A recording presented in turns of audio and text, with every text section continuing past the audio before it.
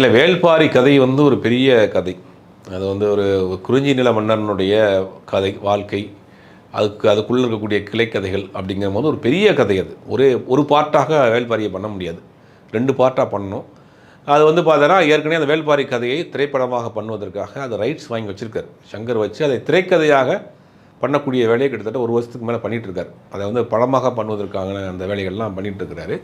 இப்போ அவர் சொல்கிறாரு, என்னுடைய கனவு படமாக நான் இதை பண்ணணும். ஏற்கனவே இந்திரன் வந்து என்னை கனவு படமாக இருந்துச்சு, பண்ணி முடிச்சிட்டேன்.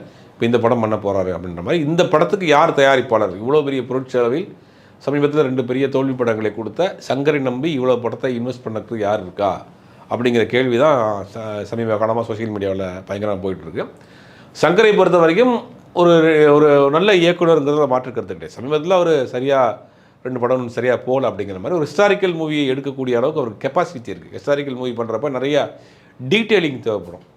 அதை பற்றின டீட்டெயில், ஏன்னா பீரியட் படம், அதுக்குண்டான லொக்கேஷன், அதுக்குண்டான டீட்டெயிலிங்லாம் இருக்கும். ஏன்னா இவரை பொறுத்த வரைக்கும் அந்த மாதிரியான ரொம்ப டீட்டெயிலிங்காக பிரம்மாண்டமான விஷயங்கள்லாம் கொஞ்சம் பண்ணக்கூடியவர் தான். பிரம்மாண்டத்தை தாண்டி டீட்டெயிலிங் வேண்டும் முதல்ல, அதெல்லாம் பண்ணிடக்கூடிய நபர் தான். ஆனால் சமீபத்தில் 2 பெரிய தோல்வி படங்களை கொடுத்ததுக்கு பிறகு இவ்வளவு படம், குறைந்தபட்சம் ஒரு 300-400 கோடி ரூபா வரைக்கும் இந்த படத்துக்கு இன்வெஸ்ட் பண்ண வேண்டியிருக்கும். யார் வர போகிறா அப்படிங்கிறதெல்லாம் ஒரு பெரிய கேள்வி. பொறுத்திருந்து தான் நான் பார்க்கணும் அதை.